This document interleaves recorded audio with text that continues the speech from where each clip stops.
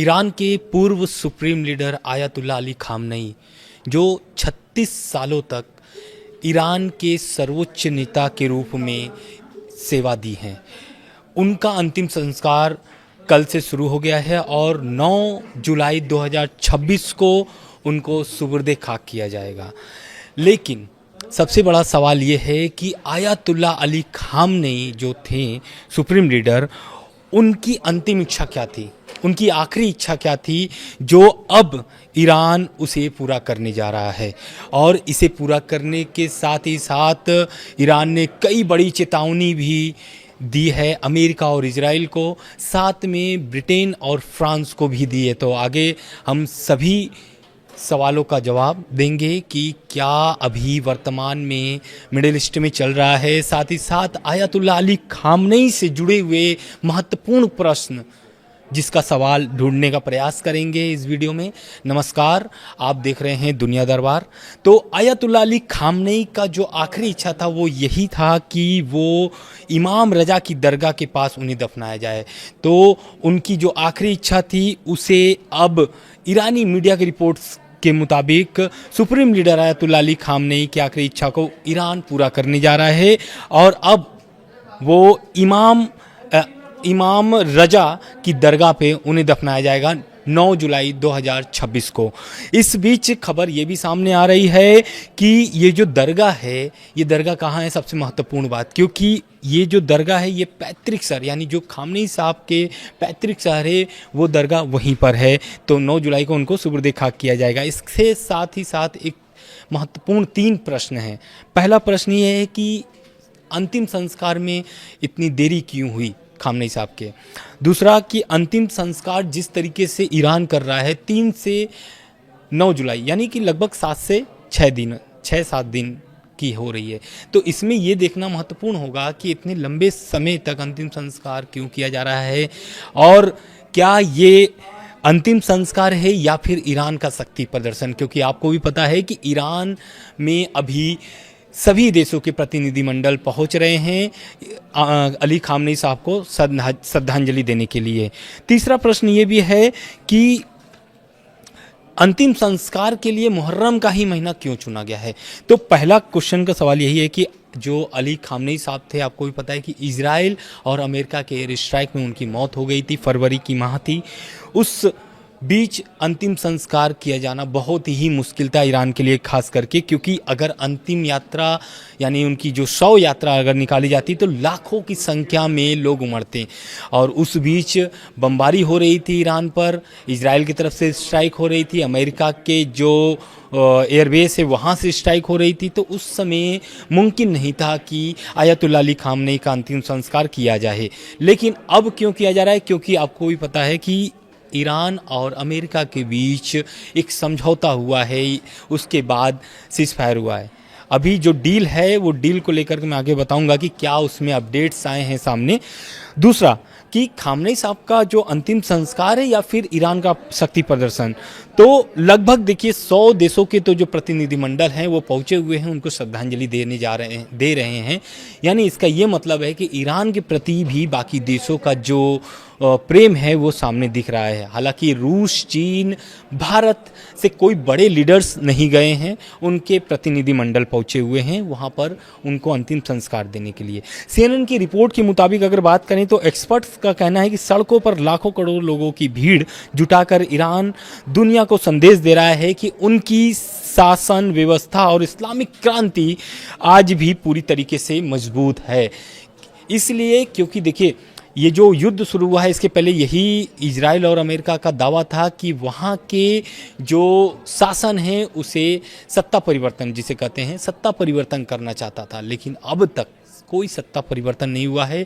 Ayatollah Ali Khamenei के मौत के बाद अब जो नए सुप्रीम लीडर हैं उनके बेटे मुस्तफा खामनेई हैं। तीसरा सबसे बड़ा प्रश्न जो ये है कि जो अंतिम संस्कार किए जा रहे हैं वो मुहर्रम का ही महीना क्यों चुना गया है। तो शिया इस्लाम में यह महीना शोक और शहादत से गहरा जुड़ाव है। यही कारण है कि जो आयतुल्ला अली खामनेई हैं उनका अंतिम संस्कार इस महीने चुना गया है। साथ ही साथ मैं आपको 24 घंटे का अपडेट देने जा रहा हूं कि जो पिछले 24 घंटे में क्या क्या चीज़ें बदली हैं मिडिल ईस्ट में और ख़ास करके ईरान में जो अंतिम संस्कार समारोह चल रहा है। पहला कि खामनेई के अंतिम संस्कार की जो शुरुआत हुई है वो बहुत ही उल्लास के साथ हुई है, इसलिए क्योंकि 36 सालों तक सुप्रीम लीडर के रूप में आयतुल्लाह अली खामनेई ने सेवा दिया है। उसके बाद उनकी जो अंतिम संस्कार के बाद जो ताबूत रखे गए हैं, आयतुल्लाह अली खामनेई के साथ जितनी परिवार के जो सदस्य थे उनकी जिनकी मौत हुई है उस एयर स्ट्राइक में, उन सभी के भी ताबूत रखे गए हैं। जो अभी चर्चा का विषय है वो यही है कि जो उनकी बेटी आयतुल्लाह अली खामनेई के जो बेटी थी, उनकी जो छोटी बेटी थी यानी कि आयतुल्लाह अली खामनेई साहब की पोती या फिर हम नतनी बोल लें, उनकी भी ताबूत रखी गई है। तो वो इस समय सबसे चर्चा का विषय ये है, क्योंकि सबसे छोटी यानी कि मासूम बच्ची है। यही कारण है कि ईरान के जितने भी बड़े लीडर्स हैं आयतुल्लाह अली खामनेई को जब श्रद्धांजलि देने जा रहे थे तो उस ताबूत को देख करके भावुक हो गए, चाहे फिर वो अब्बास आरागची हो या फिर मसूद पेजेश्कियान हो। इन सभी बड़े लीडर्स जो है वहाँ पर जब श्रद्धांजलि देने गए तो वहाँ भावुक हो गए, रो पड़े, एक तरीके से हम ये भी कह लें तो। दूसरा, अंतिम संस्कार के लिए तेहरान में कड़ी सुरक्षा दी गई है, क्योंकि ईरान में लगभग तेहरान में बड़े लीडर्स पहुंच रहे हैं सभी देशों के, तो इस कारण से वहाँ पर सड़कें, चौराहे या फिर जो सरकारी इमारतें हैं या फिर बड़ी इमारतें हैं वहाँ पर भी सुरक्षा का व्यवस्था किया गया है। आम लोगों के लिए क्या खास इंतजाम किया गया है ईरानी सरकार की तरफ से, तो तेहरान में मेट्रो सरकारी बसें मुफ्त रखी गई है, यानी कि सभी जो है कि यात्राएं मुफ्त हैं। साथ ही साथ होटल किराए में 50% की छूट दी गई है और स्कूलों और मस्जिदों में ठहरने की व्यवस्था की गई है। दूसरे शहरों से लोगों को लाने के लिए स्पेशल ट्रेन भी चलाई जा रही हैं, यानी कि जो आयतुल्लाह अली खामनेई के अंतिम संस्कार में शामिल होने के लिए पूरी व्यवस्था ईरान की सरकार कर रही है। चौथा कि खामनेई की अंतिम यात्रा 5 शहरों से गुजरेगी, और ये कौन कौन से शहर हैं? सबसे महत्वपूर्ण ये 5 शहर हैं जहाँ से अली खामनेई साहब का अंतिम संस्कार यानी कि अंतिम यात्रा वहाँ से निकलेगी। तो पहला तो ये तेहरान, दूसरा कोम से इराक के करबला तक, और उसके बाद नजफर से होकर गुजरेगी, और आखिरी जो यात्रा उनकी जो पहुँचेगी वो है मशहद, यानी कि मशहद उनकी वही पैतृक शहर है खामनेई साहब का, जहां पर वो सुपुर्द खाक किए जाएंगे। साथ ही साथ पांचवा जो सबसे महत्वपूर्ण क्वेश्चन ये है कि अंतिम संस्कार के बाद क्या अमेरिका और ईरान का वार्ता फिर से शुरू होगी या नहीं होगी, तो उसको लेकर के भी अपडेट्स सामने आ गए हैं। कतर का बड़ा बयान आया इस मामले को लेकर के, क्योंकि इसके पहले भी आप जान रहे हैं कि दोहा में एक बैठक हुई थी अमेरिका और ईरान की, जिसमें कोई भी समझौते ऐसे नहीं हुए हैं। हालांकि सीज़फायर हुए हैं, लेकिन समझौते के लिए अभी भी कई बैठकें हो सकता है कि हों ईरान और अमेरिका की। इसके पहले भी आप देखे होंगे बहुत सारी बैठकें हुई हैं, लेकिन अभी तक बात कुछ बनी नहीं है। तो ईरान और अमेरिका की वार्ता शुरू हो सकती है 9 जुलाई के बाद। अभी डेट फिक्स नहीं हुआ है, लेकिन कतर ने साफ कर दिया है कि फिर से बैठक शुरू होने वाली है। वहीं सबसे बड़ा ईरान ने एक्शन लिया है आयतुल्लाह अली खामनेई के अंतिम संस्कार के बीच में। IAEA यानी कि अंतर्राष्ट्रीय परमाणु ऊर्जा एजेंसी को जितने भी उनके निरीक्षक थे, यानी कि जो एक्सपेक्टर थे वहाँ पर जो उनके परमाणु साइट्स के निरीक्षण कर रहे थे, उन पर रोक लगा दिए है ईरान ने। पूरी तरीके से परमाणु ठिकानों पर कोई भी निरीक्षण नहीं किया जाएगा IAEA की तरफ से। और सबसे बड़ा सवाल ये है कि IAEA अब इस पर क्या एक्शन लेगा, क्योंकि इसके पहले भी आपको पता है कि जब जून में हमला हुआ था, पिछले साल जून में हमला हुआ था, तब से ईरान ने IAEA पर एक्शन शुरू कर दिया है। और यही कारण है कि उस बीच भी जब हमले शुरू हो गए थे, हमले के बाद IAEA को बाहर की रास्ता दिखा दिया गया था।